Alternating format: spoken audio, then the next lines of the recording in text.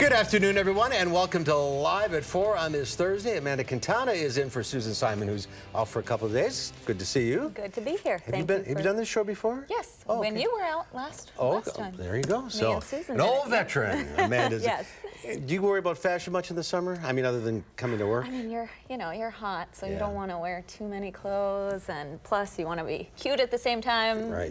We're going to get some. We're going to talk about that. Yeah, some summer fashion tips from Shayna Mace coming up in this next hour. But first, part of downtown Sun Prairie remains blocked off tonight as the investigation continues into Tuesday's deadly explosion. Plus, acts of kindness have been taking place all over Sun Prairie as a community comes together for neighbors in need. And this group of seniors is finding a special way to give back. A lot of special people coming out in Sun Prairie. That's all coming up. But first, let's take a look outside. Boy, another hot and humid day. Not as bad as, well, yeah, it's not as bad as it was that one weekend, but it's still warm. Definitely not as bad. The weather word's rather steamy again, and Gary Canalti is in the backyard. Steamy. It's been a steamy summer. It's steamy here right now. Yeah, no doubt about it. The dew point temperatures have been creeping upwards, and temperatures are starting to climb. We had some cloud cover that held temperatures down here in the Madison area, but it's been a lot warmer out to the west. And the cloud cover was actually from thunderstorms that developed up in northern Wisconsin. That shield of cirrus clouds kind of worked through the southern part of the state, even some thunderstorms just to the north and east of Madison through the Fox Valley. But you can see how the clouds are starting to thin out, and that's starting to affect temperatures. Now, thunderstorms are also developing across parts of central Minnesota, move into central and northern Wisconsin tonight, and some of those could reach us later on tonight. The Storm Prediction Center actually has a slight risk of severe thunderstorms to our north and to our west, basically up toward north of the La Crosse area, and maybe a marginal risk as far south as the Wisconsin Dells. Now, low temperatures this morning started out milder because the humidity is starting to increase. So 67 was the overnight low in Madison. Current temperatures are in the mid to upper 80s. Our temperature has been in low 80s here in Madison, but we've jumped up to 87. Look at La Crosse. They're at 94 right now with a dew point temperature of 74. Our dew point only at 69 here in Madison. You factor those together, we're seeing triple-digit heat indices across the western parts of our viewing area where a heat advisory is in effect until 8 p.m. tonight. So look for temperatures to only drop into the lower 70s by early tomorrow morning. There'll be a chance of showers and thunderstorms tonight and also during the day tomorrow, but much of the time will be rain-free, and when the sun is shining, those temperatures will warm up to around 89 tomorrow with heat index values between about 92 and 97 degrees. As we take a look at first alert traffic, well, there's the view on the Beltline. Todd Drive, the eastbound Beltline, very slow, and that begins pretty much at Verona Road and goes almost all the way to Stoughton Road. So very slow traffic if you're heading eastbound on the Beltline. Some delays westbound as well.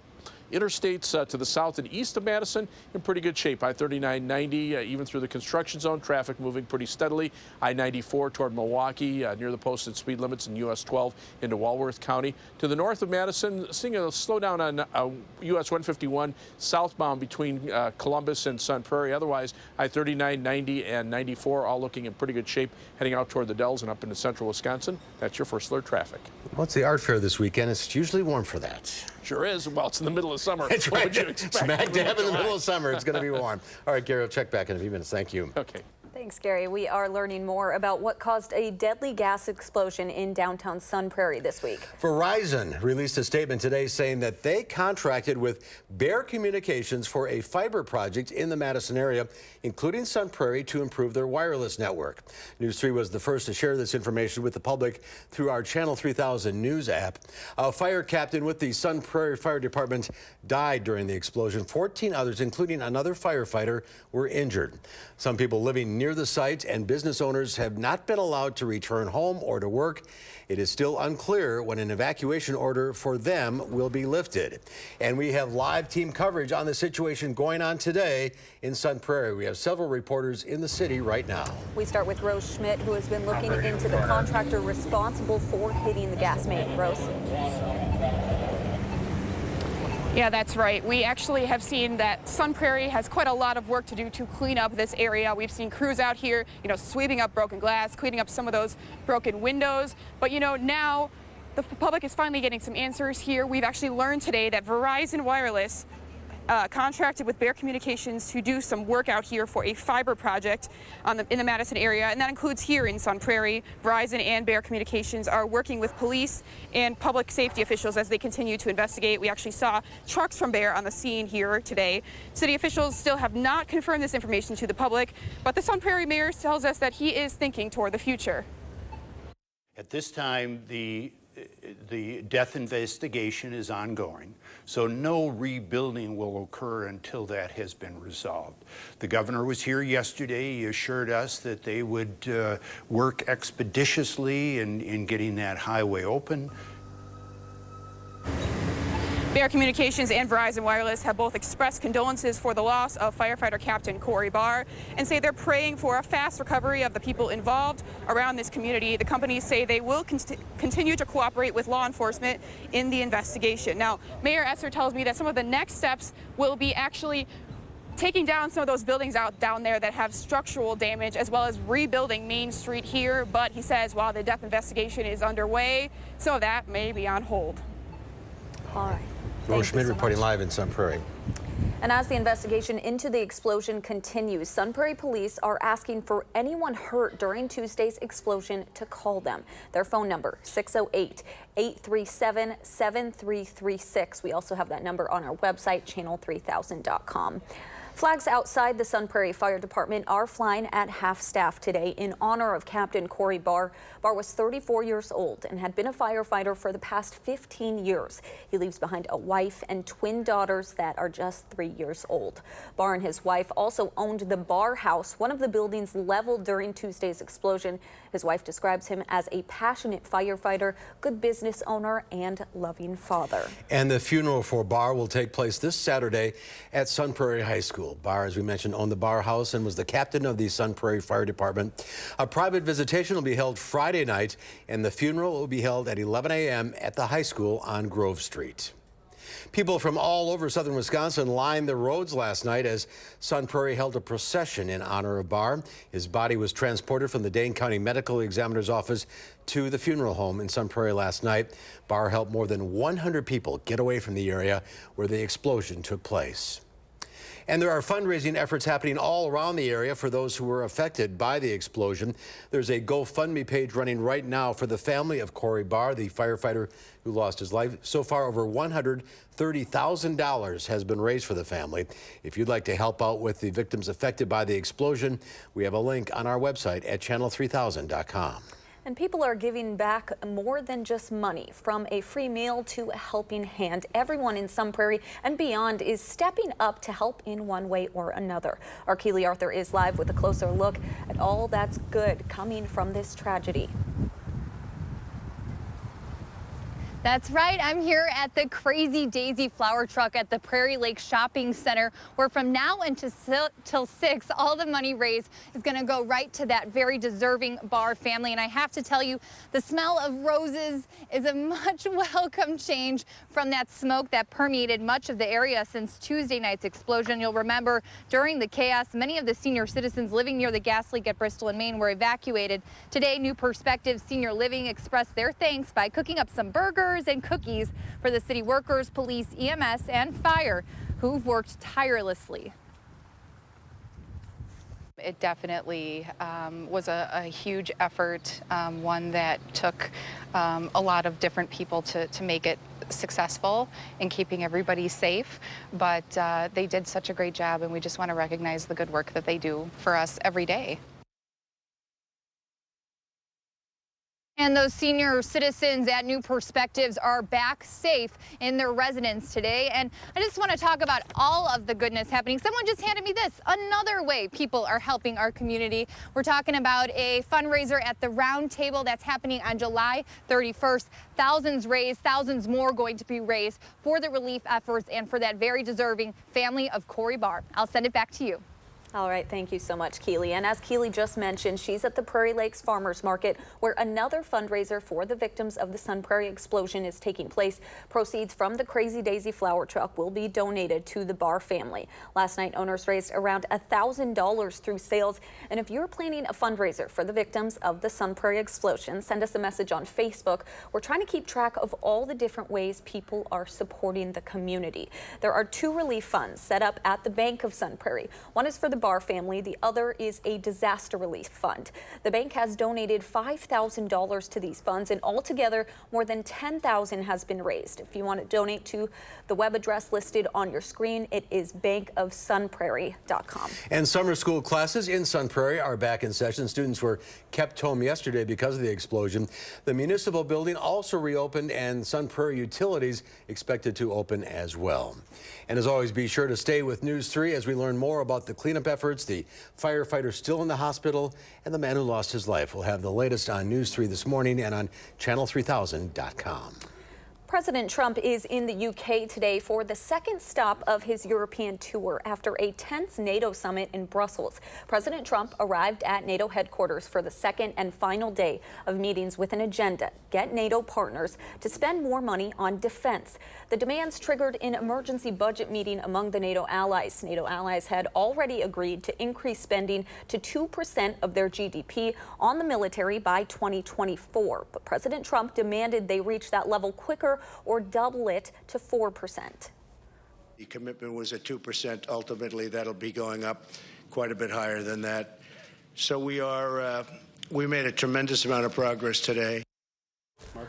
The president's demands had some diplomats questioning the long-term U.S.-NATO relationship, but President Trump insists NATO is now better than ever. The president will now spend time in London before heading to a summit with Russian President Vladimir Putin in Helsinki, Finland. We are learning more information on how the 12 boys and their soccer coach survived as they were trapped in a Thailand cave for more than 2 weeks. Officials say when the boys entered the cave, they each had a flashlight, they had one watch, and one mobile phone with a light that lasted until the batteries died. They were able to check the watch for a time being for the first 3 days. They slept close together for warmth and took turns digging in the cave to try and redirect the water that had trapped them. Thai officials say they plan to create an interactive museum at the cave that'll feature items such as the clothing worn by rescuers, but for now, the cave is closed. Well, coming up, it's Friday Eve, and we are previewing some of the events going on in the Madison area this weekend, including one that brings hundreds of artists to the area. And a bear bargain causes chaos at malls all across the country when a Build-A-Bear special Pay Your Age promotion did not go as planned.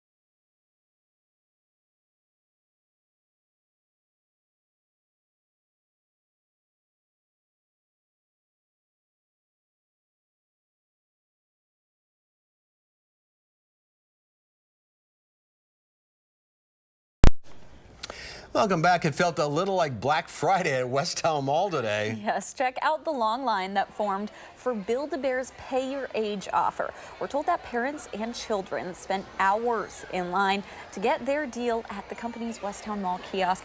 The company announced the Bear Bargain earlier this week, saying customers can pay their age in dollars for bears and licensed characters up to $29. Well, Pay Your Age Day did not exactly go as expected for several Build-A-Bear workshops. Chris Martinez shares some of the chaos that ensued.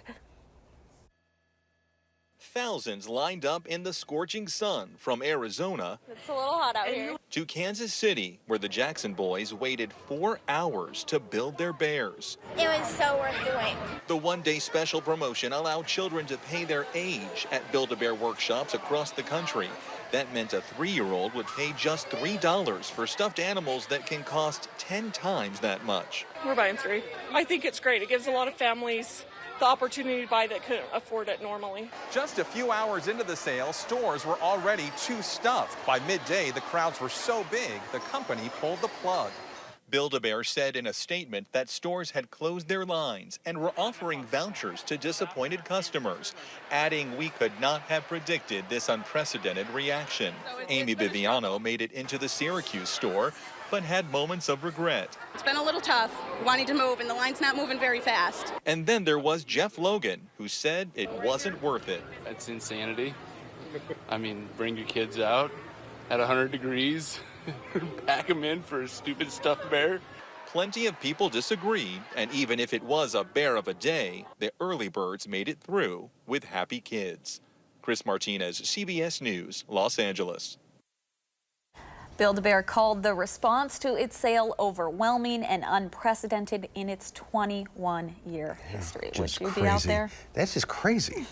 If you have a kid, it makes sense. Well, I don't know what do they cost. To me. Like the $30, $40? Yeah. They used to be cheaper when I was buying Build-A-Bears, but if you want a special one, you know, good deal for your kid. But they're getting a voucher. I guess they'll get one Yes, eventually. yes. All right. So, all's well in All is well in the bear world. That's right. A huge rise in tech shares helped move the broad market higher on Wall Street. The Dow Industrials added 224 points, closing at 24,924. The NASDAQ Composite Index rose 107. The S&P 500 gained 24. Well, it's almost the weekend in the 608. And here's with the look at what's going on in the area is Madison Magazine's associate editor, Joel Pattenod. Welcome. Joel, hi. Staying cool? No. No one is. No one is. Big weekend for a couple of big summer events in Madison. Absolutely. And the annual Fête de Marquette, which is the benefit for the Wilmar Neighborhood Center, is starting tonight. And it goes through Sunday in McPike Park. Some 30 musical acts, many playing French-influenced and funk music, are scheduled to play on the 2 stages.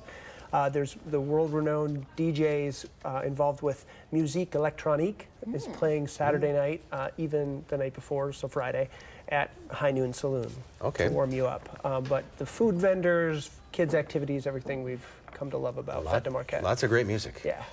Absolutely. An art fair on the square. Of course, yes. Art fair. This is the 60th anniversary. Really? Wow. Yes. Wow. Of Art Fair on the Square. Some 500 artists attracting, 200,000 people to the square this weekend. Don't forget that there's also the art fair off the square on Martin Luther King Jr. Boulevard. Which is all Wisconsin artists. Yes, exactly. About 100 vendors that are there as well. So it's a full 2 days of loving art. Yeah, and music and food and hot weather. Yeah, indeed. And if you want to do something to get away from the heat, there's a couple of good plays inside. Yeah, and they're probably pretty kid-friendly as well. If you're a fan of the Chronicles of Narnia, the C.S. Lewis series of books, there's The Silver Chair, which is the 4th book in the series. It's been adapted for the stage.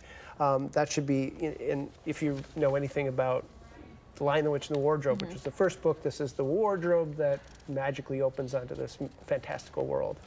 So that's playing, that's being done actually by the Lamppost Players Children's Theater at the Bethany Evangelical Lutheran Church on, Riverside Drive. Okay, and another one? There is. This one might not be the greatest for little kids, but bigger kids will love it. Yeah. Yeah, it's the sci-fi horror comedy musical Little Shop of Horrors. Okay.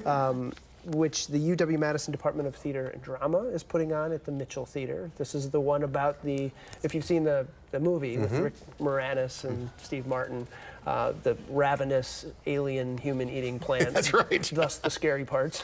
That's the play that starts tonight, and it's this weekend and the following 2 weekends. Yeah, maybe the older kids. Yeah, and The Scheffler at The home young at heart. might be a little scary afterwards. absolutely. And this last event, I'm excited for this one. This sounds crazy, a flash mob. Yeah, this is a very Madison thing, but yet it's happening all over the world. This is the most Wuthering Heights day ever. So show up at James Madison Park in a red dress, no matter who you are, gender, age, or your dancing ability, and reenact the Kate Bush video from 1978 for the song Wuthering Heights. I think we're seeing it here. Yeah, and you can go, it is a surreal, that's not the actual video that I remember, but there is this as well that breaks down the choreography, and they will have a rehearsal beforehand, and it's just a one-of-a-kind experience. That was a tutorial how to do the dance. That's the tutorial. Yeah, okay. The real video is just So when is bizarre. this? I'm gonna have to This is Saturday at 2 o'clock. check that out. Yeah.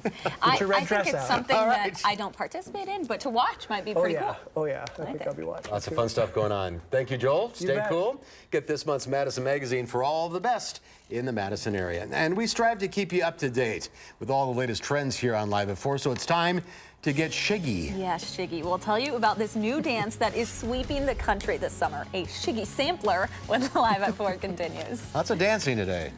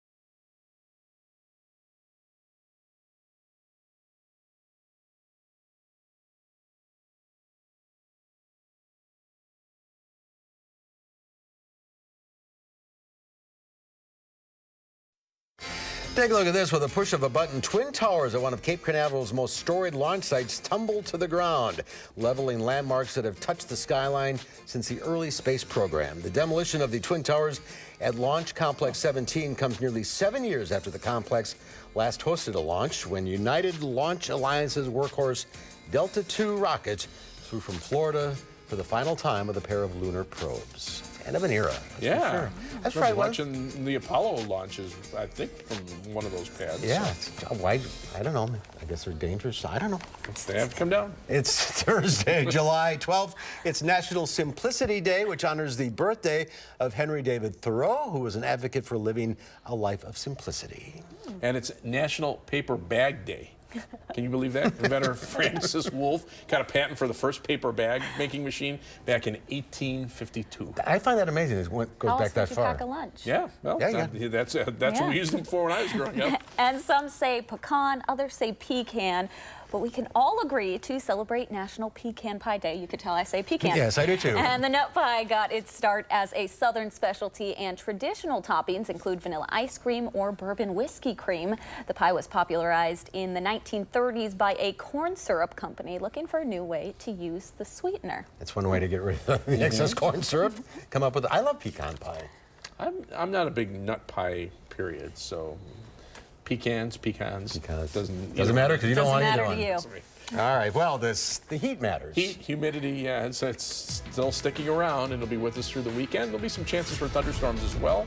All of our first alert forecasts in just a few minutes.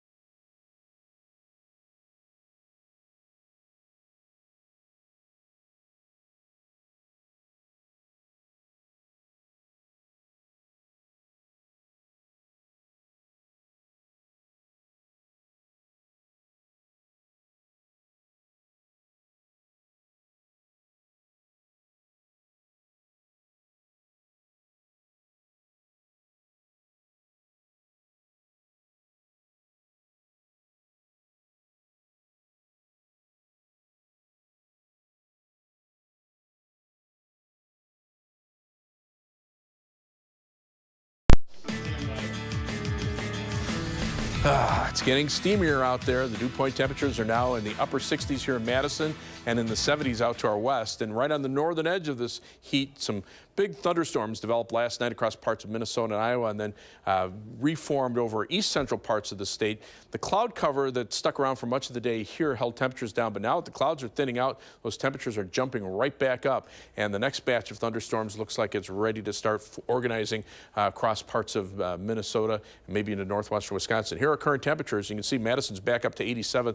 La Crosse had the sunshine earlier, and they're at 94 right now. And temperatures are mainly in the 90s through Iowa and parts of southern Minnesota. What's more is our dew point temperature now is 69 in Madison, but La Crosse at a steamy 74, many mid-70 dew points out here. You factor those together, this is the heat index right now, and it feels like it's in the triple digits through much of eastern Iowa, southeastern Minnesota, and west central Wisconsin. There is a heat advisory until 8 p.m., basically from Grant County and Richland County westward for that heat for tonight. Heat index values only dropping to the upper 70s and low 80s by early tomorrow morning. In fact, future track temperatures by tomorrow afternoon should be well into the upper 80s to near 90. La Crosse expected to be around 94 again. And then you look at those temperatures tomorrow night, they drop only to around 70. And on Friday, they're back at least into the middle to upper 80s. There might be a little better chance for a thunderstorm on Friday, but still the better chances will be Friday night into Saturday. And the heat index values, which right now are in the triple digits, will drop back only into the upper 70s to lower 80s by early tomorrow morning, and then be back at least into the 90s, a few places maybe close to 100 degrees by tomorrow afternoon. So no heat advisories yet for tomorrow, but we'll have to see if more need to be issued. Thunderstorms starting to erupt north and west of the Twin Cities. This area could see some severe weather later on tonight. In fact, the Storm Prediction Center has a slight risk of severe thunderstorms from central Wisconsin to south of the Twin Cities. That goes about to Toma. The marginal risk of severe thunderstorms goes about as far south as Wisconsin Dells. By the time those storms start reaching southern Wisconsin, the atmosphere is not quite as favorable because the temperatures are warm aloft, and it'll be at the time of day where thunderstorms get suppressed a little bit because of the loss of heating of the sun. But tomorrow, there's a marginal risk of severe thunderstorms pretty much through the southern half of the state. So an isolated thunderstorm with hail and gusty winds would be the main threats. Probably more gusty winds because hail doesn't really work very well when the temperatures are this warm. You can see the live view from the Platteville Queen Bee Radio Skycam and the WISC Skycam showing plenty of sunshine. The Edgewater Skycam in downtown Madison showing hazy sunshine. As we check out the almanac for today, high so far 87. The low temperature starting out at 67. So already about 5 degrees above the averages of 82 and 61. It's 87 now. Winds are out of the south at 16 miles per hour. Dew point temperature at 69, so it feels like it's in the lower 90s. And over the next 7 days, those temperatures remain in the mid to upper 80s through the weekend. Now, a cold front comes through on Monday with some showers and thunderstorms and drops temperatures back to around 80 for Tuesday and Wednesday and low 80s for Thursday with a slight chance of a shower or thunderstorm here. But the humidity levels will be down, so it'll feel more comfortable toward the middle of next week. As we look at weather track, you can see the thunderstorms near the jet stream, which is pushed up to the north of us. So right now, that's just allowing the heat and humidity to really build in the nation's midsection. It's just kind of cleared out the skies there. Here's the cold front, but with the upper level winds coming from southwest to northeast, there's nothing really to push it more toward the southeast, towards southern Wisconsin. So while temperatures are a little cooler north of the front, mainly 80s instead of the 90s out ahead of it, the dew point temperatures do drop off a little bit north of the front, but it's going to take a couple of days before that finally pushes through. So look for these dew point temperatures in the upper 60s to around 70 to stick around through the weekend and perhaps into at least early Monday before the next chances of cooler air start to head in our direction. So on future track, you can see those thunderstorms erupting tonight, but they're having a tough time getting to southern Wisconsin. Tomorrow during the day, maybe a chance of a shower or thunderstorm. By tomorrow night, better chances for showers and storms here. Notice the winds becoming a little more northeasterly for a time, and then they go right back to the south later on in the day on Saturday. The next chance of thunderstorms will be with that batch of storms to our north and west by Sunday night and Monday. Heat advisory until 8 p.m. from Lone Rock and Richland Center westward. Low of 70 tonight with a chance of showers and thunderstorms. Tomorrow's high 89. Again, a chance of showers and thunderstorms. Much of the time it won't be raining, and heat index values between about 92 and 97. On future track, you can see the thunderstorm chances highest to the north of us for tonight.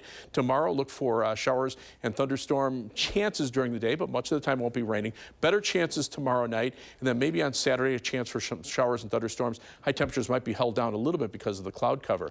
As we look at the precipitation potential. We're probably looking at somewhere in the neighborhood of about 1 to 2 inches of rain in some spots, other areas not quite as much. The 7 to 10 day forecast, those temperatures remain warm at least through the weekend, but again, we should see a drop in the heat and humidity the middle part of next week, a little bit of a rise toward next weekend, but I think overall the humidity shouldn't be as bad next week as it'll be for the next few days. Well, we could use some rain, but no severe weather. But. Well, yeah, I mean, there's just a slight chance at this point, but the rain we could use, just not too much of it at any one spot. That's right. All right. Thank you, Gary. Thank you so much. Well, some are calling this the second golden age of television, and this year's Emmy nominations might be proof. We'll find out which shows garnered the most nominations for 2018 when Live at 4 continues.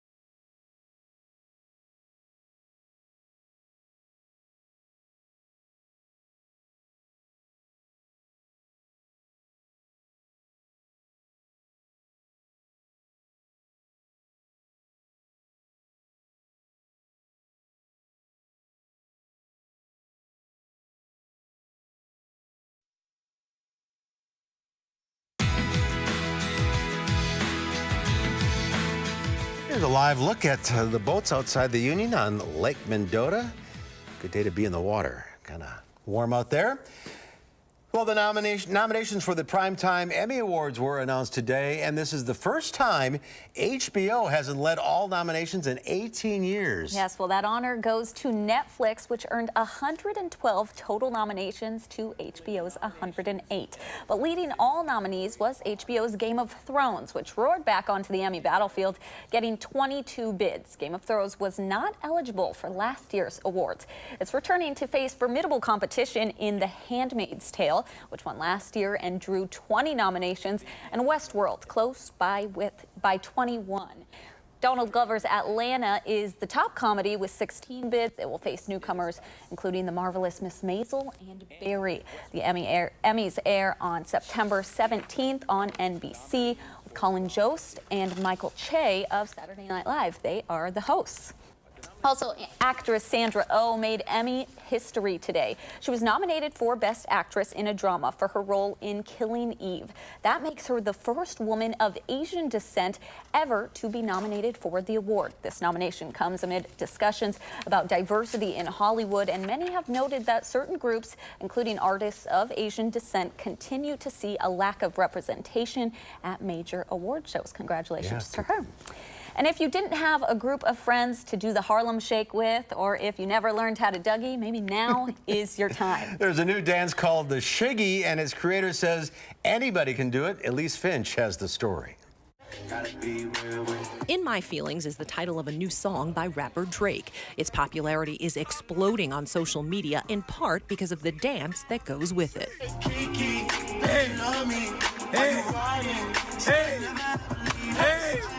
It's called the Shiggy. It was created by and named after this Queens man. The aspiring actor, singer, and comedian posted a video of himself doing his dance on Instagram. It went viral, getting millions of views and inspiring people to try the dance themselves. The song, I just heard it and automatically felt like I gotta dance to it. Honestly, I dance a lot on my Instagram to songs and stuff like that, but it wasn't until Odell Beckham Jr., he got it all started with the do the Shiggy movement. Now it's everywhere, everybody's doing it. It's now known as the In My Feelings Challenge and has people of all ages getting shiggy with it on social media and on the streets of New York City. It's everywhere. So we started watching it and we started learning it, Honestly, I'm not too into rap music, but Drake is so amazing. I feel like Shiggy definitely made me like the song more, but it was a banger from jump. The creator of the viral video challenge says he thinks it's caught on so quickly because it's so easy to do. He says there's only 4 basic moves and anyone can do them. You hit the heart, you hit the drive in, you hit the no, and you put it to the side. The 25-year-old says the rest of the dance is whatever you decide to make it. People we spoke to said it's just fun. It makes me feel happy. It's safe and it's fun and the kids enjoy it. Presents an opportunity to just do something fun together. Rapper Drake was even seen doing the Shiggy at a show recently.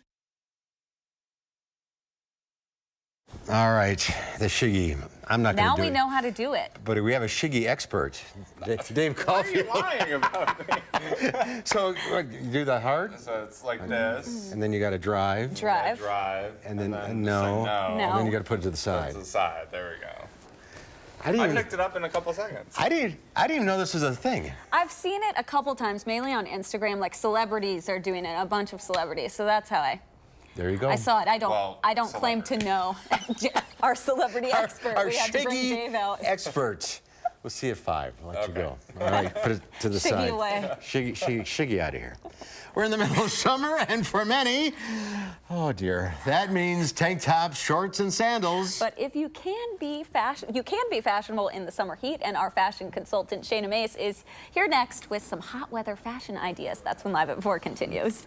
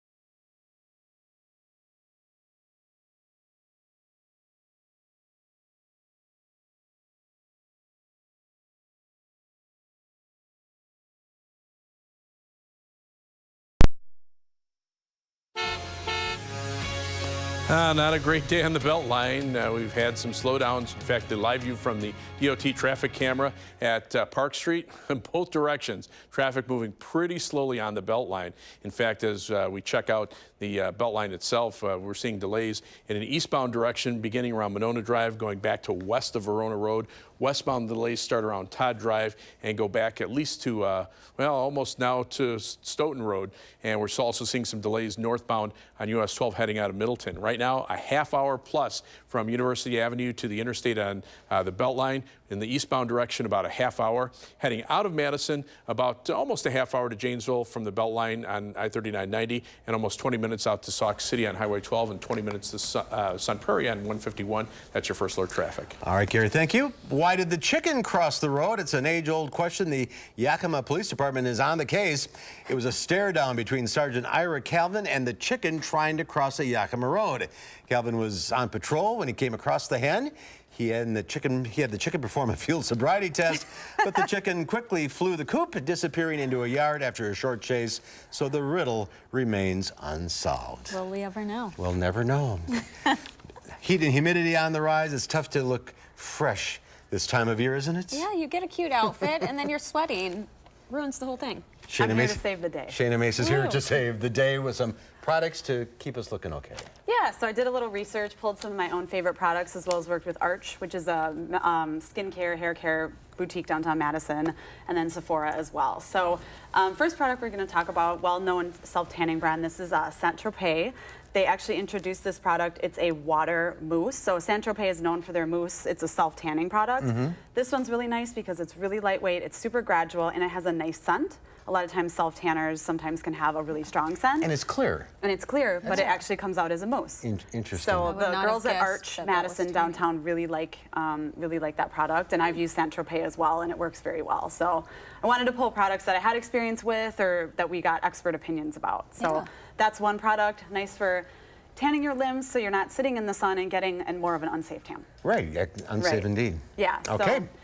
So next we're going to talk about this great eye cream. This is by Natura Bissé. This is also from Arch Madison. Vitamin C is a huge skincare thing right now in a lot of skincare lines, but vitamin C is great for preventing and shielding your skin from UV rays. It's really great. I actually use a vitamin C serum every morning. So this is a gel cream. You can use that as an under eye product. And again, it has a nice cooling feel to it as well. So great for when you're coming in from out of the sun, a little bit of underneath your eye. So vitamin C in general, though, look for that in products for the summer. It especially, like I said, has that preventive aspect to it for your skin. And they're moisture proof, so if you're sweaty? Yeah, well, this one's a gel cream, so it has it absorbs well under makeup. I did ask Arch about that just because I'm always conscious of things that absorb well under your makeup as well. So speaking of makeup and not ruining it, here are two products that can actually help when you're wearing makeup. So this one is by Kula. It's a little teeny one. I have a sample of it, but you can buy the full size at Sephora or at Arch. This is a makeup sunscreen and primer. So what's great about it is if you're going to the lake or the beach and you're not going to wear makeup, you put this on. It blurs imperfections, kind of almost makes you look like you're wearing makeup, but it's like an untinted thing. But it has sunscreen in it, so you can wear it under your makeup or wear it by itself, and it still makes your skin look better than if you weren't wearing makeup. So I really like this product. I personally use it. I only have the little teeny sample size, but you can get it. A bigger one. But you can get it at Sephora and at Arch. And the sun is hard on the skin. It's damaging to the skin. Yeah. So basically, this is going to prevent that as well. So we need to be cognizant of reapplying sunscreen throughout the day.